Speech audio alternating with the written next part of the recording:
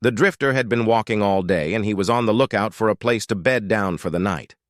That is easier said than done due to the fact that he likes to travel strictly by the back roads, for reasons only he really knows. He was tall, with black hair and dark leather-like skin. He certainly looked the part of someone who spends most of his life exposed to the elements. Everything he owns is in a ratty old backpack that he has had for years, but he is happy. He answers to no one, and after a couple of years of walking the backcountry, he has seen some incredible scenery and met some very interesting people. He isn't sure how far he has walked today, but he is feeling like he is very close to the Louisiana state line. He is excited about that because Louisiana is one state he's never been to before. Sometime tomorrow, he won't be able to say that anymore. Right now, however, as nighttime approaches, he needs to find a place to rest for a while. He likes to be off the road by dark. He has had some close calls with drivers not seeing him, even on these back roads and 2 tracks. He doubts very much he will have a roof over his head tonight. He is too far out in the backwoods for that to happen. Best he can hope for is an old barn or something that he can hotel in for the night. It is almost full-on dark now, and a good place to sack down has not presented itself as of yet. This could end up being one of those nights where he ends up sleeping with his back to a tree. Oh well. It could be worse.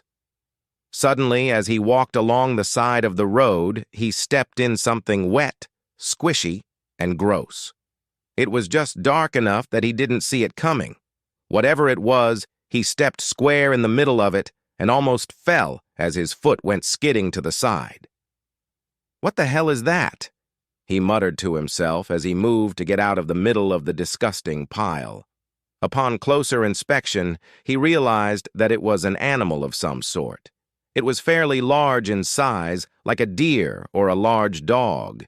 He couldn't really tell because not all of the pieces were there. This was not a case of an animal getting run over. This was a case of an animal getting torn apart. It was horrible, and to make matters worse, it had not happened all that long ago. The blood was still wet, and it hadn't started to stink yet. This was a fresh kill. The drifter began to wonder what kind of animal might live in this part of the country that was big enough to do that kind of damage to another fairly large animal. Were there bear around here? Wolves? Mountain lions? He finally decided that it really didn't make much difference what it was. He just didn't want to meet up with it out here in the middle of nowhere. Time to keep moving and put some distance between himself and whatever might still be in the area. He walked for several minutes, nervously looking and listening for anything out of the ordinary. He never really noticed anything, but he couldn't shake the feeling that he was being watched and followed. He stopped suddenly a couple of times and stood stone still, trying to catch a stray sound or movement from anything that might be out there in the woods, just a few yards from the road. He thought he heard something moving through the trees, but he wasn't sure. It sure was scaring the hell out of him, though. He thought of running, but he knew that if he did, that would just encourage whatever it was to start chasing him. He just kept a steady pace, becoming a little more hopeful with every step.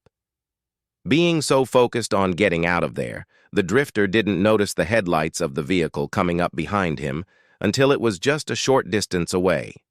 Finally, he realized that he wasn't alone out here, and he began feeling better about his situation. Normally, the drifter didn't hitchhike, but this night, he was shaken enough that flagging this vehicle down felt like the right thing to do.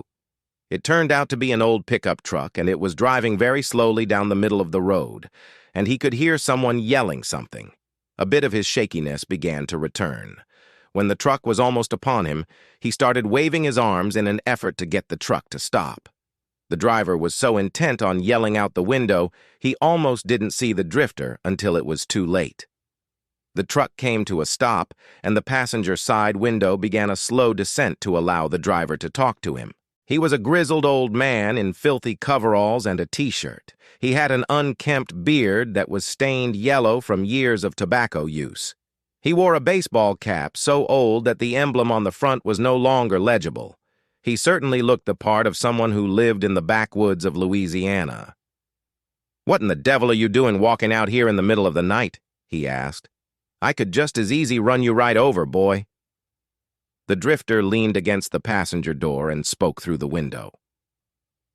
"I am just trying to find a good place to bed down for the night, but I got a little spooked by some noises a ways back." "What kind of noises?"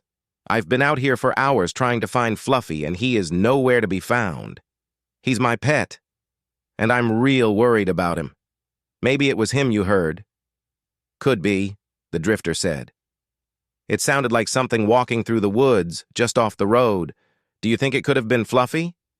"Don't rightly know. He likes people well enough. He might have been following you. I love that animal, but he can be moody and downright cranky. That's why I'm out here. I spent a lot of time making Fluffy his favorite supper, and for some reason, he got all uppity and wouldn't finish it. Nothing pisses me off more than that. He's real finicky about what he eats, and it takes dang near all day to get it ready for him. I am not about to let him get away with not eating it. I got so frustrated that I gave him a good whack with my walking stick. He yelped like a sick puppy and took off through the screen door. I have been yelling and looking for him ever since. Damn stubborn animal." The drifter thought for a moment. He remembered the dead carcass that he had stepped in. He wondered if he should even tell the old man about it. Maybe that pile of blood and guts had been Fluffy, not the kind of news you want to share with a honked-off old stranger on a back road in the middle of the night. He finally decided to tell the old man. If that was Fluffy, he needed to know. "You know," he began, "I ran across a carcass alongside the road about a mile back or so. Looked like a fresh kill. I hope that wasn't Fluffy." "Well, I kind of doubt it," said the old man. "But what did it look like?" "It was a pretty good size, maybe like a German shepherd or something like that." "No, that wouldn't be Fluffy. He is nowhere near that size. He's much bigger." Something plowed into the drifter's side with the force of a freight train. His breath left him with a whoosh, and he found himself propelled head over heels into the road in front of the pickup. He landed on his back, and he lay there, trying to catch his breath.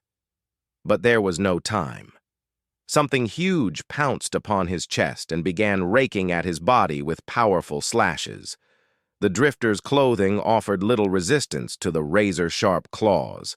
He could feel something panting in his face. Its breath was hot, and it was dripping with some rancid drool that fell all over the drifter's head and neck. For just a brief moment, he entertained thoughts of being able to escape. But the weight of the beast, as well as the ferocity of its attack, was too much. The last thought to pass through his mind was the horrible realization that he was being eaten alive. The old man slowly stepped out of the pickup and walked toward the beast in front of the truck. The lights on the truck illuminated the bloodbath that was occurring in the road. The beast was huge. It stood 5 feet tall at the shoulders and was covered in matted black and gray fur. Its face was almost reptilian in nature, with a long snout, and it was covered in scales. 2 large fangs protruded from the sides of its jaws, which the beast was furiously using to rip chunks from the drifter's body. The old man watched for a few more moments, then slowly approached the beast. "Fluffy, there you are! I have been looking all over for you!" The monster slowly raised its head, dripping with blood and gore, and warily eyed the old man. A low growl rumbled from deep inside its throat. It seemed to recognize the old man, and the growling ceased. The old man stood and watched his pet continue to rip the drifter apart. After a few moments, Fluffy stopped, and as if it had done this many, many times before, it started to make its way towards the back of the pickup. The old man stepped in front of it and raised his walking stick. "Oh no, Fluffy, you get back there and eat. You know how upset I get when you don't finish your food."